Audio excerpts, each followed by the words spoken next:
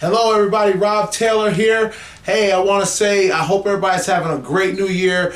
I wanted to start it off with answering some of the questions. I get a lot of questions all the time about different things when you buy a house with regards to taxes. So I'm sitting here with a very good friend of mine, Mr. Rob Smith. How are you? Good, how are you? Northway Tax Service out in Saratoga. He is awesome.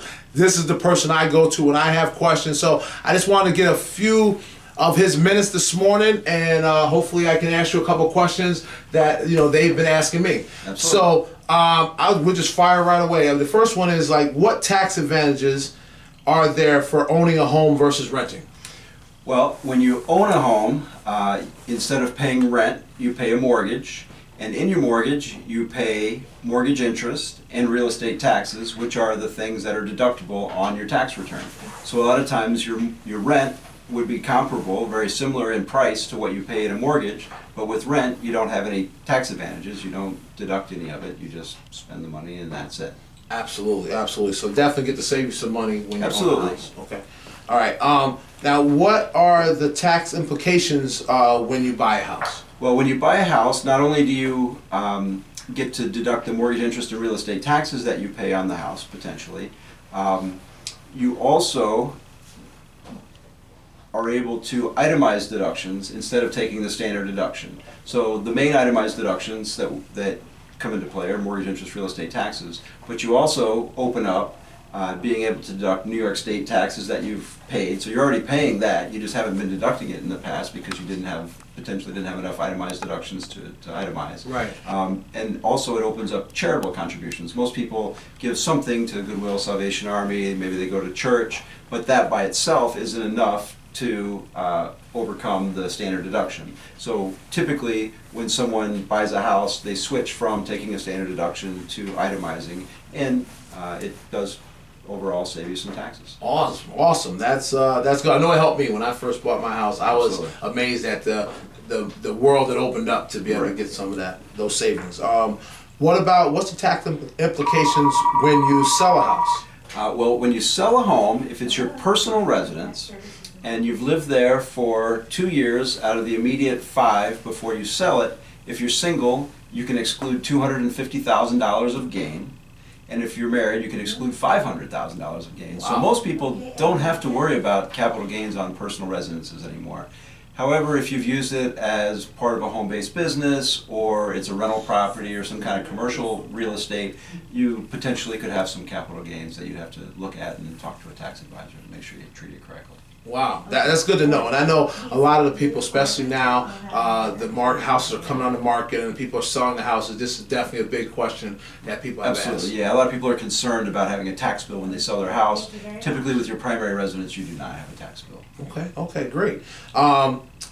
Can they deduct any of their selling or purchasing expenses? Well, when you buy and/or sell a house, when you buy a house, typically you'll reimburse the sellers for some prepaid real estate taxes, and when you sell, you get reimbursed by the buyers for some prepaid real estate taxes that you had. So there's a few adjusting items, but unless it's a commercial property or a rental property that you're putting into service, the realtor fees, the attorney fees, they're not deductible as far as taxes go. However, you do want to keep that paperwork because at some point in the future, you may be asked to prove, what your purchase price and costs of the house were, and so you want to kind of keep that in a permanent file. It's keep it with your mortgage paperwork.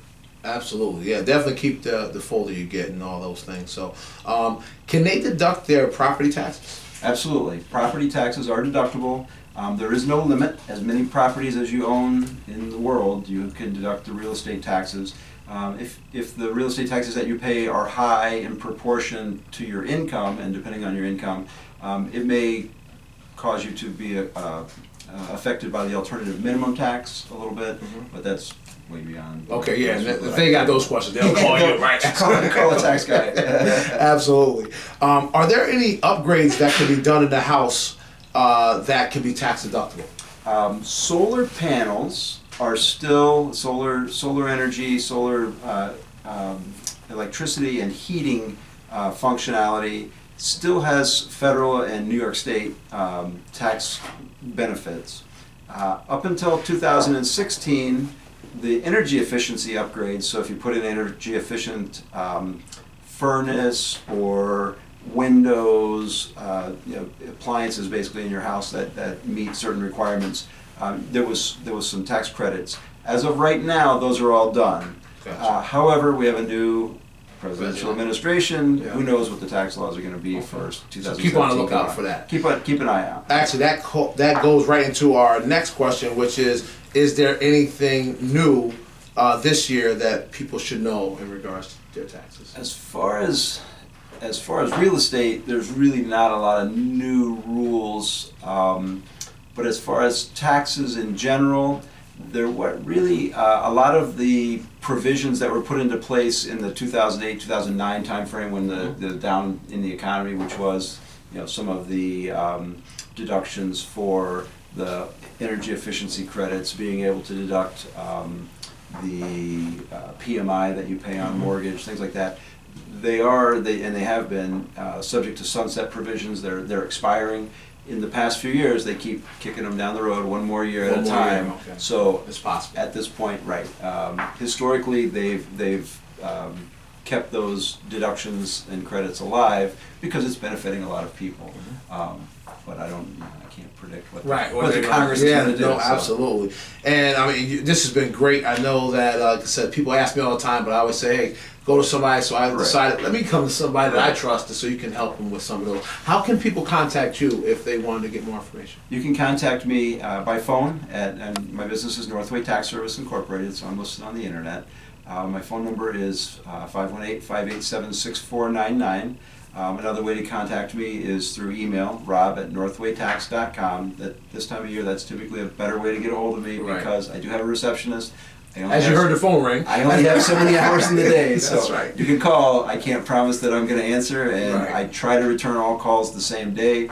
Sometimes it goes to the next day during this time of year. But in the off season, I try to be very responsive. Even if I'm not in the office that week, I will try to return calls and emails in a timely manner. And you've always done that for us. But thanks for a few minutes of your time. Thank you very much, Rob. Appreciate it. Hope this helps. So until we talk, have a great day. Talk to you soon.